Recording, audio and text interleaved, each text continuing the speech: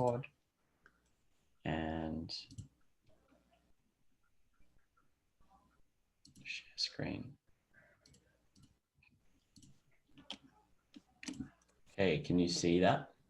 Yes. All right, cool. So this is chapter 2, the concept formation, and it's talking about definitions. Yes.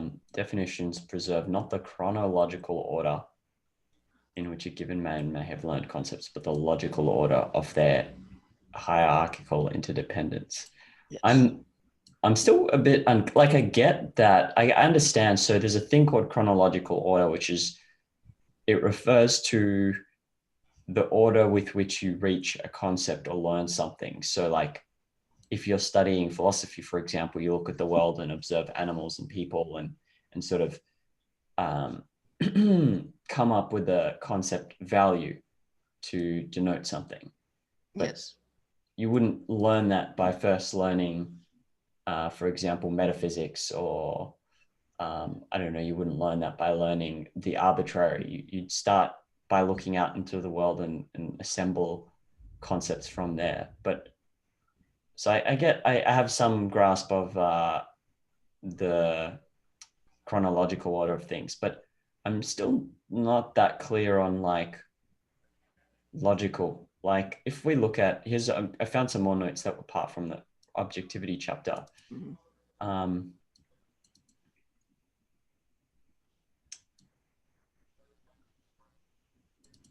So it looks like, from what I understand, logical then is the hierarchy. That's the only thing it's referring to. Yeah, the hierarchy based on reality, which is metaphysics at the base and everything on up. I mean, it's really the structure of things if your consciousness had no part in it. So it's just like the hierarchy of things that exist apart from your consciousness. It's not related to how you learn things. It's just as reality is. Like everything is essentially just existence at base, and you can just pick it apart from there. But as conscious beings in the world, we're not aware of things just all at once immediately. Like we have a place within the hierarchy ourselves that we can't see everything infinitely or everything at once. So we have like our perspective from within. So our perspective, we can see, say, I don't know, trees and birds and dogs. We can see those things as wholes.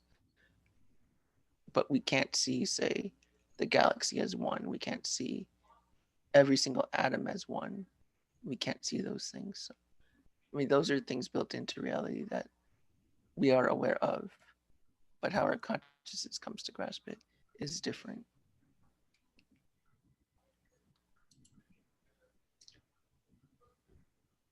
But here, look, it says the concept of hierarchy applies insofar as there is no option within them. It applies when a given cognitive step cannot be reached or understood without a certain kind of prerequisite.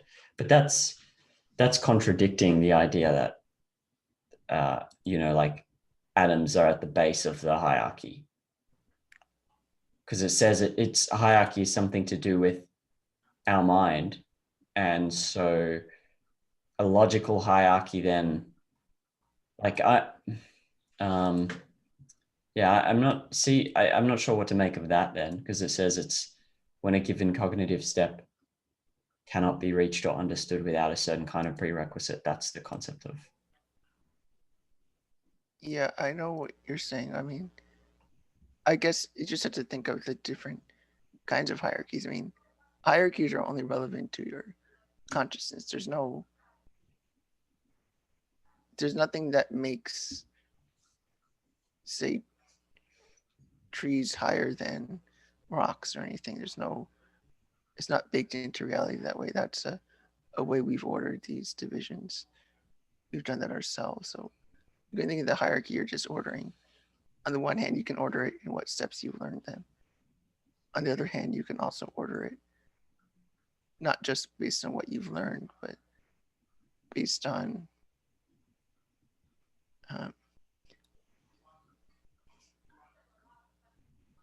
based on what would have to be. Well, in the way, think of how like causality depends on identity. Like you can't have causality without identity. So you could say the hierarchy that way is that identity is underneath causality because causality depends on identity, at least logically speaking. But it would be different to say, well, how do you come to understand causality? Or how do you come to understand identity? It actually might go the other way, that to even grasp that there is identity, you have to see things happening. I'm trying to think of a better, clearer way to I describe understand it, logical hierarchy. but it's strange to think about that. Okay, logical hierarchy is things as they exist apart from consciousness, as if there's like something depends on something else.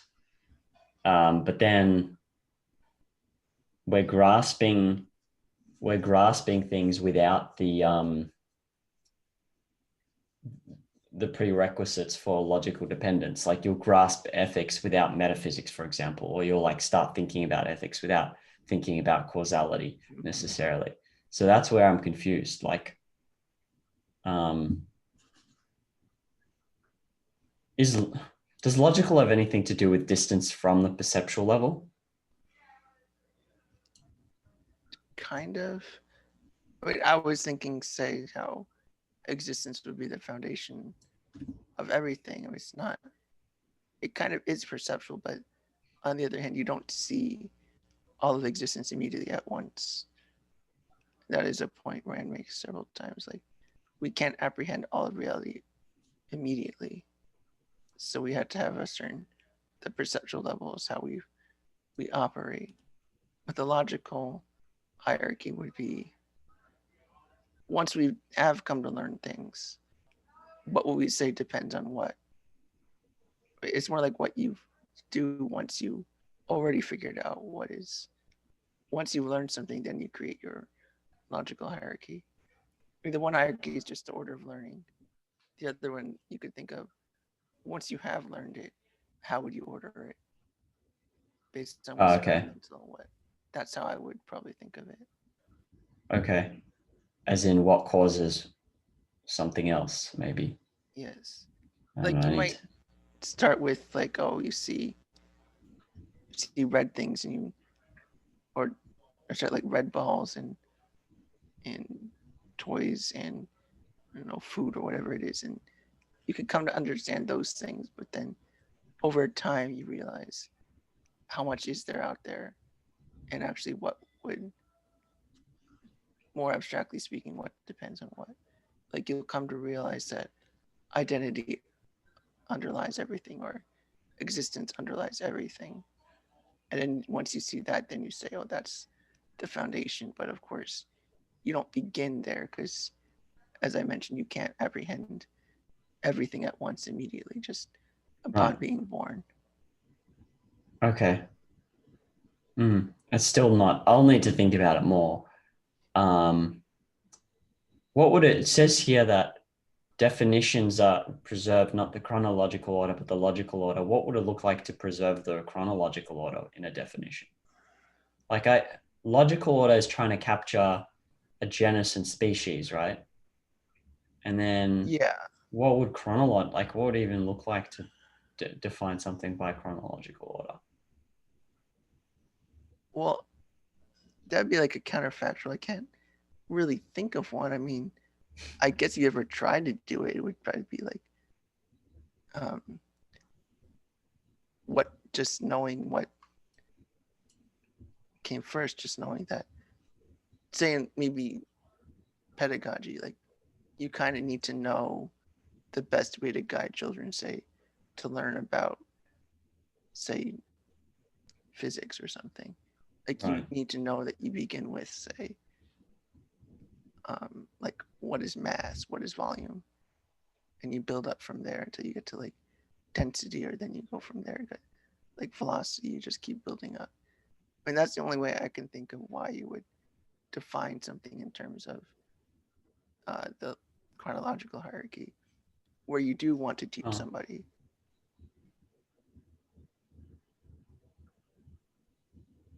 Right. Okay, maybe if what you would gave the example of like identity before, maybe it would be something like the genus, or not the genus, but it would be like you define it by dependencies or something like that. Like this you'd actually, it would be in reverse order, like identity depends on this and this and this kind of observation, and then something like that. Maybe I don't know really, but Yeah, I mean, that's a decent idea, I think. I mean, I think that's the general idea. just what you gave the example of in the Yeah. pedagogy. What? How do I say it? Like pedagogy, I guess. Pedagogy. Pedagogy. Okay. Pedagogy.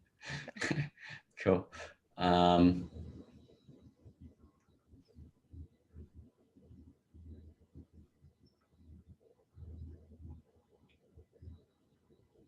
So when we talk about optionality in reaching a conceptualization, like Newton reaching the concept of gravity through observing a falling apple, like as that being the final integration, when that's not the same thing as chronology, is it? Like options are within chronology. Like to reach a certain concept, you need to observe certain things, but options is referring to the kind of things you observe. I think of that more in terms of there's many ways to get there. So yeah, Yeah. there's no one given chronology. The chronology Okay. would depend on, well, what kind of consciousness you have, or what kind of experiences you have. Doesn't she mention that? I forget which paragraph she says that. Yeah, it's the Newton. She talks about Newton. I think Newton. That's where she talks about Newton. Yeah, then she starts talking about like depending on your context or your environment, like just depending on Right. where. Do you know what page that is? No, I can't. Okay. I don't remember. I'll Maybe find it. I copy. I know where it is, I think. Okay, so I guess it would make sense then if there's a lot of optionality within chronological learning, if you call it that, then it's impossible to define a concept by chronology because there's too many options. Yeah, I would say so. I mean, that's why I would say you can talk about what kind of things you need to learn, but you couldn't just create this one definition of chronology. It'd be very unruly and very messy. Yeah. Actually, in OPA, there's the part about Peikoff reducing friend. So I guess definition by chronology would be like his reduction almost. Yeah, I mean, something like that would be, of course, very complicated, but it's something like a definition.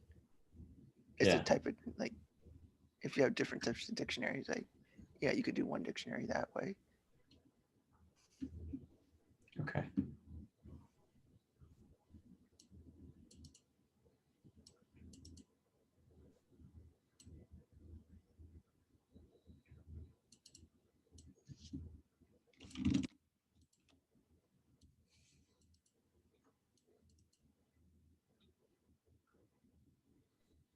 Okay, so this is the part I mentioned it before I even read through this, is like the beautiful blonde with blue eyes. Yeah. Uh, previously, otherwise an integration would be senseless. Okay.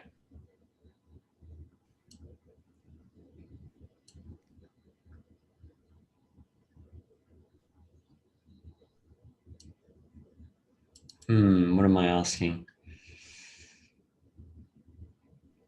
I was surprised by this. Every concept can be defined and communicated in terms of other concepts.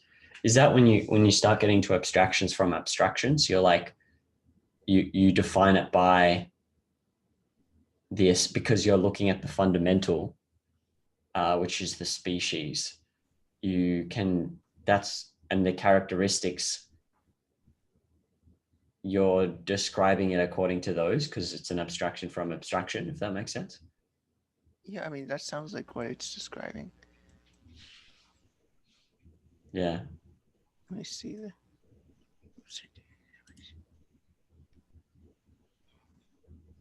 That's just interesting. I've Yeah. never thought about that. Like it's saying even first level abstractions like horse or cat can be communicated in terms of other concepts. The exceptions are just sensations and metaphysical axioms. Every concept can be. Yeah, you could. Yeah. Wait, that is interesting to know because like even if something is ostensive, sometimes like a horse, you point at it, even if like even then you can say you can assemble that concept with other concepts. Like concepts are always connected to it. You can always see like a four-legged animal that runs fast. I mean, those are all concepts in there. So yeah, I mean, be like propositions as well. You can combine concepts together when referring to other concepts. And you have a whole network of concepts relating to one another. Where I think I got stuck is it's almost like you could learn a little bit and then never need to learn and see anything again, because apparently you could assemble every other concept with the concepts you have, which is, I was like, oh, that's what I was asking. That's where I was asking, where do you draw the line? Like, imagine you're a child and you just grow up in a room and you see a couple of things, and then now are you able to define every other concept in existence with just the concept in your room? That was the thought I had. I was like, that's weird. Yeah, I guess I would interpret that. I mean, it doesn't necessarily mean you've got the material to form other concepts, only that of the concepts you have, you can relate them to one another. Well, no, it says every concept can be with every concept. I'll have to go through this again, but that's how I interpret it. Every concept can be defined in terms of every other concept. Yeah, I mean, if you had the concepts to do so, well, you're not going to have one that's isolated. That you can never find you can't come up with a concept except the very few exceptions that you won't be able to do so. You won't get totally stuck. I guess also maybe that it doesn't mean that you can have a few concepts and define everything. It's more like a concept will be linked to other concepts. So you may still need to collect more information, like go out into reality to get those other concepts to relate to some other concept, if that makes sense. Yeah. Okay. You're never going to have something that's completely isolated. Like everything's related in some way. So if you go out and look, you'll find it eventually. Or you'll find your error, or whatever it is.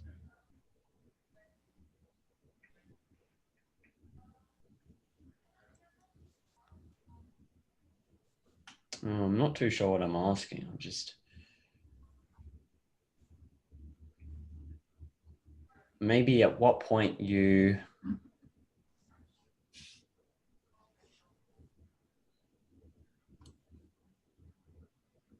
what point do you like draw the line in terms of like forming a new concept and not being descriptive about it? Because what I interpreted was that every concept can always be defined in terms of other concept, which is what they're saying above. So in a way, there's always some duplication of effort. And beautiful blonde is just a special case of identifying, which is different from every other case of identifying a concept descriptively. Well, beautiful blonde is just two concepts. I mean, you can just do that and that does enough. And, well, you're saying, well, how do you know? Where do you draw the line where it's just go from just describing something into creating a new concept? I think it really depends. Well, beautiful can be described in terms of other concepts too. So it's yes. And that's what I'm saying is like, where do you go? Yeah, I wasn't too sure. Like, okay, I get it. Like beautiful blonde with blue eyes. Like, why would you want to do that? But is there some way to know where you go, okay, it's not useful here? I guess it determines what your goal of thinking is. I don't think I could define it in any other way other than the goal of your concepts as a purpose, your concepts. You have to relate it to, does it help you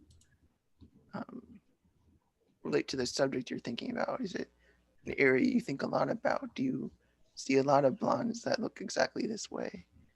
Yeah. Is there something you see about these that maybe you still understand what's unique about blonde hair women that differentiate them from all other women? It might be relevant.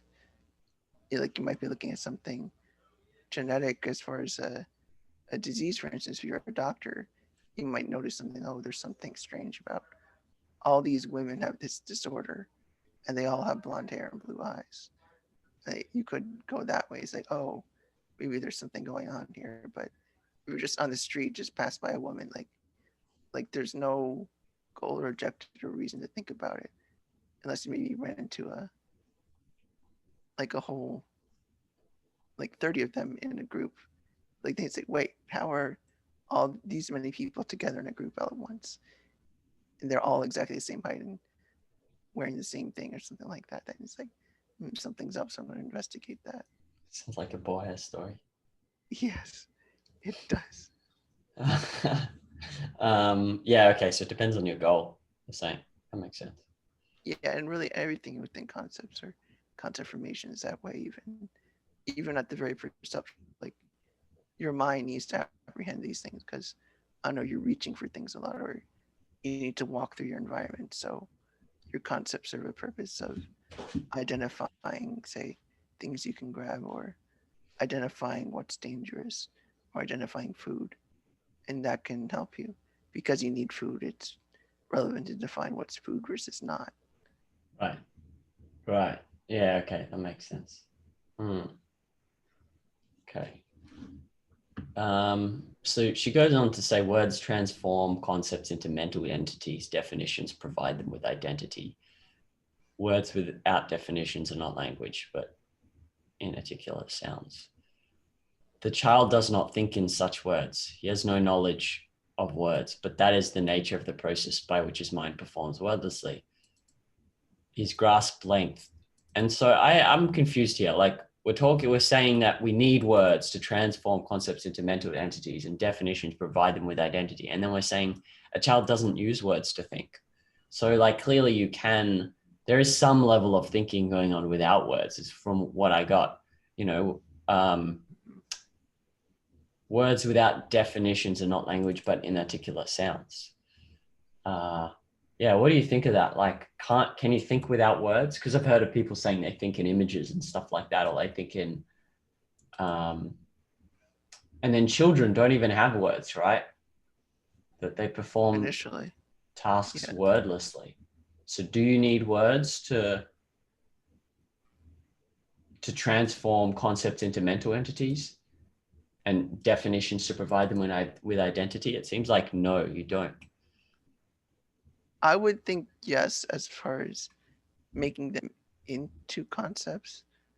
By and large, I get what you're saying though. Like, if you begin without any, how can you ever then create your first concept without any words?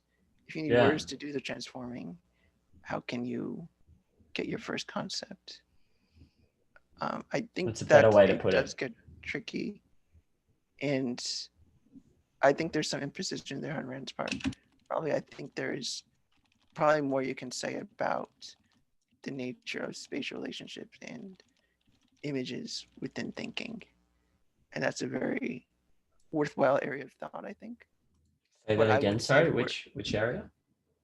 like within psychology, I think it's really interesting just to study mental imagery and what function that serves with cognition.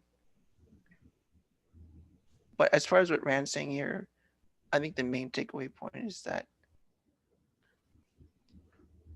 concepts are, once you form a concept, you do have a word for it. Whether or not you need concepts to make something, whether or not you need words to make something into a concept, I think could be an open question. But as far as do you have a concept or not, having a word is a pre-requirement. If you don't have a word, there's no concept. What do you mean? Didn't you just say that you can have a concept without a word? Well, I would say no, not by the way Rand means it, because it's not a mental entity. It's not an individual unit. It's not a single thing that you're working with in your mind. Like an image could be many things at once and nothing in particular, because there's many parts to it, and it's not one thing. It's just kind of almost like perceptual in the way that when you look outside at a tree, you get a lot at once. You don't just, you have to then notice it as an entity. And similarly, like you have an image, like you get all of it, but you can't really work with it until it's been put into one thing that you can handle all at once, which would be like a concept. And what makes it a concept, as in like extending and infinitely into the future and to the past and always referring to the same thing, that's something different than a mental image. A mental image can't capture that. You might be able to maybe create some sort of concept that has a visual and the word, but it needs to be something that's a unit, that's the whole thing. It's an entity. And I think Rand is saying that, well, there aren't any other kind of mental entities we have in our mind that can work in that way like a concept does. Yeah, okay. Like, well, I mean, one example would be the pictographic languages like Mandarin, traditional Mandarin letters, but then they used to be like images, but then it becomes too much. Like I remember reading in this actually something about at some point our concepts start exceeding them and it's very hard to manage. You have like 3,000 symbols, like 10,000 symbols, right? That you have to remember what each one is. And so that, but they're like non-change. They're like, you're talking about like an image that's changing. Whereas I guess in that language is like, it's still a symbol. It's just a drawing. Yeah, but even within like say Chinese, like they're still better than pictographs because I mean somehow you can remember 2000 really not that much with much difficulty. Like I knew like the average person in Japan knows as an adult should know like 2000. It's not like it's hard to remember them either. It's weird to think of how much you can handle, but yes, just kind of the idea that if you went up to like 10,000, I don't know if any mind can handle that. There's so many, or if you did, if you could handle it, could you even think abstractly anymore? Like if you had each and every single variation of something, you won't be able to retain anything practically. Yeah, although I don't think they're very like it captures variations. I think it literally because we do the same thing except with sound because we make combinations of the letters, whereas they'll have like yes, a specific picture for it. yeah. But it's still a little bit abstract because you Yes. can combine different pictures or whatever. Yeah, like when I think, okay, you remember 2,000 symbols, which in combination mean different things. But then we remember sounds, right? When we're forming words, like and spelling the words too. So it's not, is it that different? I'm not sure. I don't think so really. Or at least even in MRI studies, the same brain parts are used to read either way. Yeah, Even okay. if it's whether you're Chinese letters or the usual like whether it's Cyrillic or Arabic letters. Yeah. All of it's really the same thing. So I mean you got those entities, those individualized things to think with. You probably could argue that there are some meta entities that aren't words per se, but either way they'd be symbolic. That's really essentially what Rand is saying, that Yeah. whatever it would be, it's at least symbolic. Right. And I don't think Rand would ever disagree with that. Yeah, whatever it is, it's symbolic. Like Right. you got a word that you can handle all at once. You got a symbol you can handle all at once, and you manipulate those. Right. Yeah. Okay. It represents a series of different things. Um, hmm. What do you think of people? I remember saying, I'm not sure if I'm recalling it 100% correctly, but people saying like they don't really think in words, they think in images. Some people think in images or whatever. Is that, what do you think of that? I would suspect it's largely actually symbols, because symbols are Okay. very. I could also imagine it like they could imagine certain situations, and it's important to their cognition to think about, Right. to imagine things happening, Yes. but they're still using concepts probably at some level. Like Yeah. they've got the symbol to help them recall maybe a certain way of imagining something. That if you want to imagine, say, I don't know how black holes work, which you can never perceive, you can only imagine it. I think What? on some, if you're trying to imagine how black holes work, you What's can't, that? a black hole. Oh, a black hole. Okay. Yeah, if you want to imagine that, like you can't just look at one, you have to imagine it. And I think on some level you do need the concepts of physics to be able to know what you need to represent within your image. Right. Like if you're a writer, like you still need to know what you're writing about. You still need the concepts or some way to refer to the things you're writing about.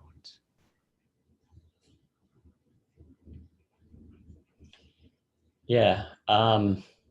Yeah, actually, what you're saying makes me think about there are some phenomena which we can't see or visualize. So you'd be stuck at that point if all you relied on was visualization. You do need the symbols. Yeah, and then with that, with the symbols, then you could make representations that are visual or imagine something or paint something or whatever it might be. Right. Once you've got the mental content, you can break it apart as you wish.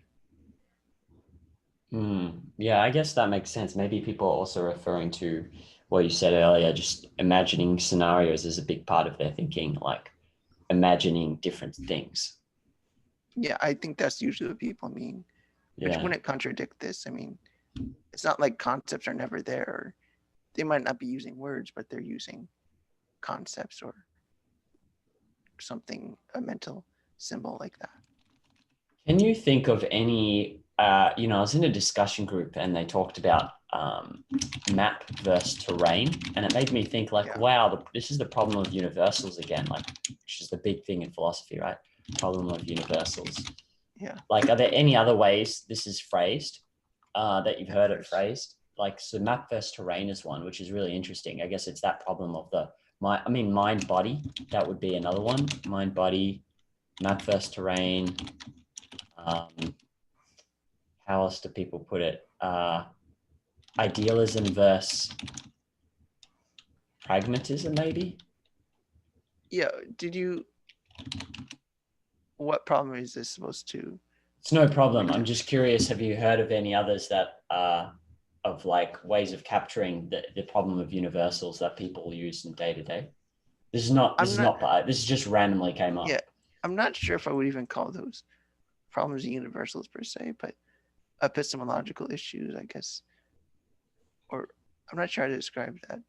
But what about map versus terrain? Because that's usually the way Yeah, I I've like heard that that. phrase. That's definitely one of concepts. The issue of Yeah. are your concepts representing reality or not? Yeah. And I think that's an interesting concept. At least the map versus terrain makes me think of, say, the terrain as it is, you have to abstract away some of it if you're going to create a map. The map doesn't literally show everything about the terrain. And if the map did match the terrain, well, it would just be the terrain. No, If it you had a wouldn't be the perfect terrain. what? I don't think it would be the terrain. Well, if the map represented every last little bit of the terrain without anything abstracted away, it would seem like you had to be the terrain, or at least be an exact replica. Yeah, I think obviously the issue is that it's a analogy, so it breaks down when you go into detail. Like when Yeah. you know what I'm saying? Because I'm like, oh, you could have a map that's almost perfectly representative of the terrain, but Yeah. I mean, I think that's a good way to capture the representation versus the thing itself. I think that's what it captures. What else? I mean, mind body does capture a lot about how representations work, or idealism versus pragmatism, or theory versus practice usually fitting together, or empiricism versus rationalism. Theory, practice, empiricism versus rationalism. All right, yeah, cool. Yeah, I've The seen that. objective sense of empiricism. What's the non-objectivist sense? Well, empiricist would just be anyone who believes that perception or observation is the root of all knowledge, which objectivism would fall under. But usually when objectivists use the word empiricist, they mean somebody's over-focused on the concrete and doesn't abstract very well. And really focuses on that. Like John Locke would be a British empiricist, or David Hume, Adam Smith, because those guys always began with perception.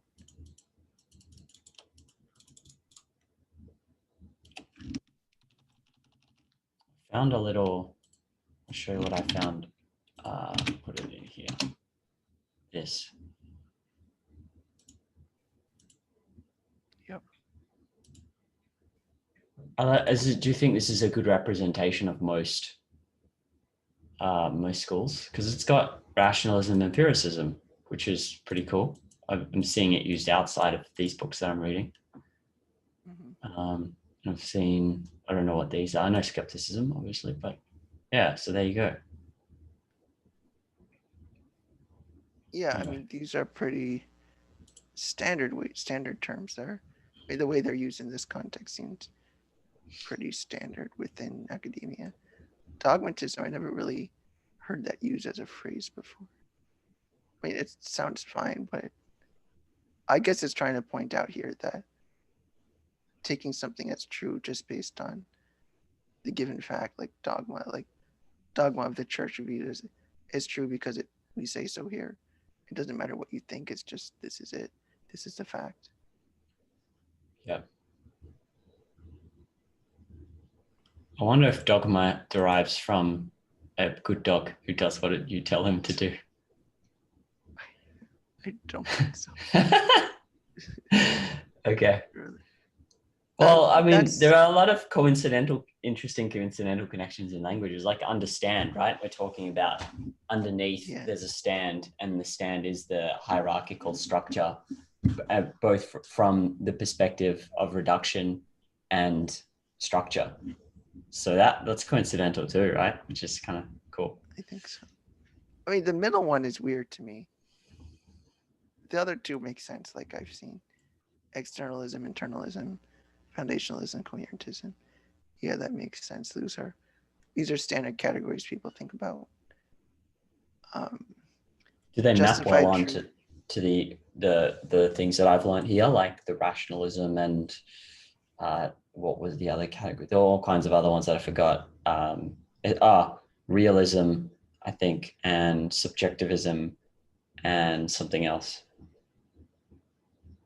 Yeah. I mean, realism is just to say that there is a reality, but what they think the reality is can vary quite a bit. Right. I don't think subjectivism is used in academia that much, unless it's a very specific theory. It's not as broad as objectivists mean it. And intrinsicism, like, does that have anything to do with intrinsicism versus here it's got something, I don't know. I just know the categories in objectivism, intrinsicism, subjectivism, and whatever else, subjectivism. Intrinsicism, subjectivism, and realism. Yeah.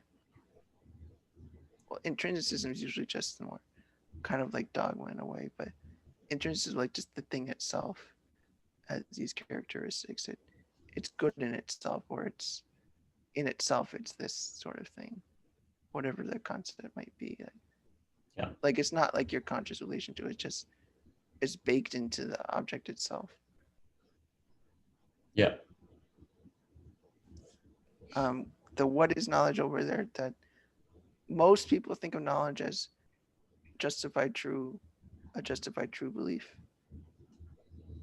But I think it gives problems to objectivism sometimes, because while they are true beliefs, or I think objectivism is mostly about justified beliefs that might not necessarily be true. Because we don't say you don't have knowledge if it turns out your claims was invalidated later. or you've learned later that it was false. It doesn't mean you didn't have knowledge at the time. It's no longer knowledge once you realize it's false. But that's a whole different topic anyway. Right.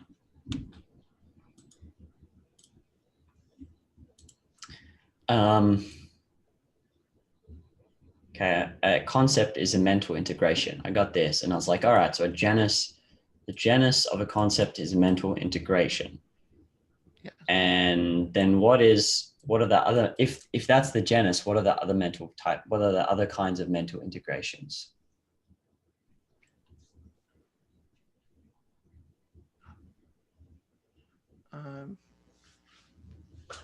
Because shouldn't there be other things in the family if they're integrating it, and if they're saying that the family is mental integration from what I got so far in concepts, then there should be other kinds of mental integrations, shouldn't there? Because if there's nothing else in that category, then what do you do? What are you doing when you're saying the family is mental integration, according to this theory of like definitions or whatever? I'm trying to see if I would even say the mental integration is the genus. I would almost, is that?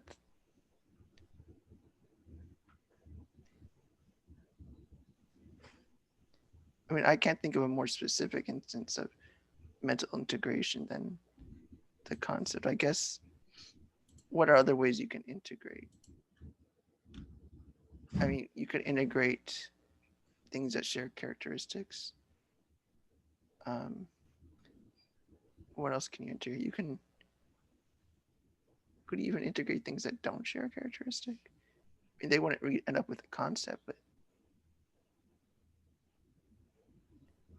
can you integrate unrelated things in any sense? I'm just trying to think of anything. Yeah, I couldn't think of anything. Same distinguishing characteristics. Because I would still say, like, you know, when we talked about there was the encirclist with the Jesus, sex, and cigars, yeah. Like that was still called a concept, right? Even though it was just called an invalid concept. Probably, yeah. I mean, you can almost call those species of mental integrations, but they're done wrong or poorly, or there's other kinds. It would include all the incorrect kinds, also includes the correct kind. I mean, I would put it more that way, that a concept is an appropriate way of doing mental integration, but there are other ways to do it that are inappropriate, but they're integrations nonetheless.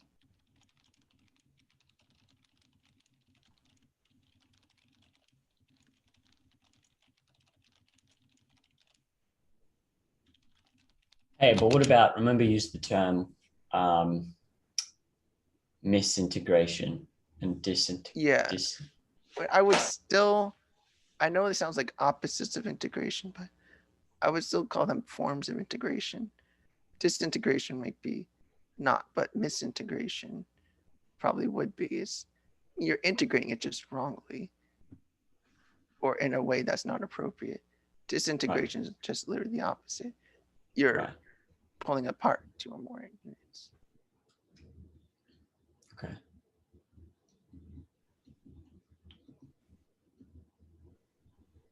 I was a bit lost on the language here. I remember having to read this quite a few times. Yes. I was like, what? The distinguishing characteristic of a concept represents a specified, I was like, there's so much to hold in my head. The distinguishing characteristic of concept represented a specified category of measurements within the conceptual common denominator involved. Yeah, the wording is hard to get your head around it. It's not necessarily intuitive. Let me think how to explain this. My question was just okay. So first, just common denominator, just meaning that there's something in common. I mean, you start with that much and you've got that going. So that's what we're talking about, something in common when you're making concepts. So, and then it's saying there's some characteristic within that thing that is in common. Like, what does it mean within? Okay, say we've got a fire truck, an apple, and a cherry. So you're looking at each of those and you want to integrate them into something. You would, of course, use red as that. So the thing you're using in common is the redness, and the conceptual common denominator would be, it's not red per se that you're integrating, but color. That's just thing in common. And that's really all it's saying, that you're not just using the redness, but like, what's the measurement you're using? So is color. The conceptual common denominator is the form of measurement? Yes. Well, it's reducible to a unit of measurement. So, I mean, you can express it as a unit of measurement. So you got color, what, I don't know, you don't even have to have a name for it. You just go like the color measurement. Like, you can just move it along. Like, it gets more and more red, or more blue, or more in whatever direction. But either way, that's the thing in common among those. Okay. So, all right, it says before, commensurable characteristic. Yes. Commensurable. You want me to explain that, or? Yeah, sure. Okay. So commensurable is more like comparable. Yeah. You can compare them. So think of it like, can you compare how red something is compared to how spicy it is? No. And that's the kind of thing, like, they're different modes of perception. It's not a point like, at what point does something go from sweet to solid? Like, you don't compare those measurements. They're not commensurable. They're completely different modes of perception. You can't relate them together. So you couldn't have a conceptual common denominator that relates shape and taste together all at once. It wouldn't make sense. Ultimately, this is all about a mode of perception then. So a commensurable characteristic is when something has the same mode of perception. I can't think of another example where they had the same mode and not commensurable. I can't think of an example. But I mean, it wouldn't be hard to think of one. Like, there'd be like no way of crossing one to the other. In the same way you can't go from, I mean, maybe like color and brightness, maybe. Like, you can't compare the redness of something to the brightness necessarily. But maybe you could, I'm not sure. Well, I would say brightness is a different, it's the same, let's see. I guess that's the same mode of perception. It's like visual, but there is, it does have a different impact on the, like, it strains your eyes and you feel pain, for example. So that there is some. You could have length and weight.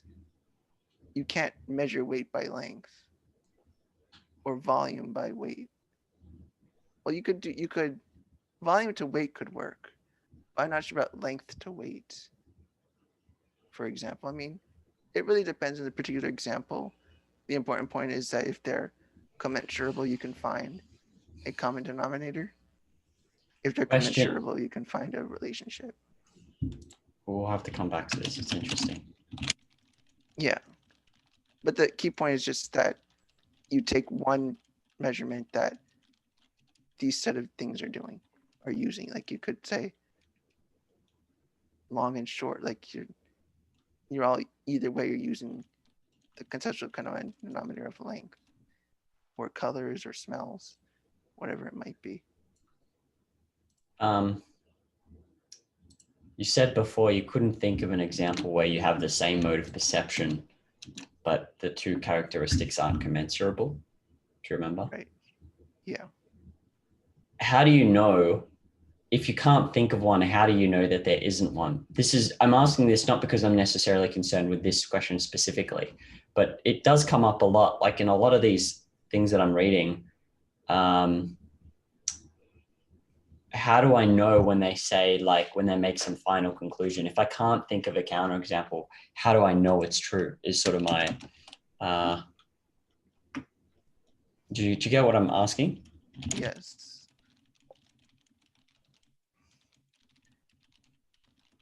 because I'm fallible, right? I can't necessarily recall Yeah. something. So then what would be the method to, in any question, if you're like, well, I can't think of a counter example, so therefore I'm normally just saying that's reasonable, that makes sense, but I'm still not confident it's true.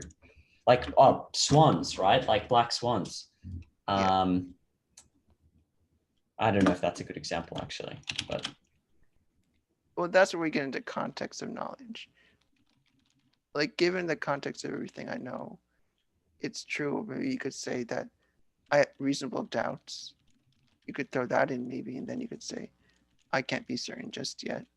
Like we've talked about before, where we talked about doubt, whether you have some reason to believe it might not be true, or some reason to believe that you need evidence. Like, you know, the evidence could make a difference in some way, in some meaningful way, and you could define what it is it would change. Then you could say you need to keep looking. Like, say you do want to know if there's other ways of other non-commensurable things besides things of different modes of perception. Would that change anything, what you've said so far? Do you have reason to believe it would change anything? what was that? Other things? Is there anything else besides other modes of perception? That makes something incommensurable. I mean, would that change anything we've been talking about here so far? Or would it help you reach a different conclusion that you haven't, that would change things? Well, I You don't could know. think of it I'm that still way. getting my head around this CCD. So Yeah, otherwise it's just like a what if question that has really no bearing. It'd almost be arbitrary because unless you can say, oh, it would change this, or it would make this conclusion wrong, or yeah, something like that, then it's just arbitrary. Like, okay, what if? Like, this is yeah, all you can leave it at. yeah. Hmm. But if you Okay. did come up with a reason why it really matters, then yeah, you would say, oh, hold off on saying I'm certain of this yet, because it would make a difference. And I have reason to believe that it should make a difference.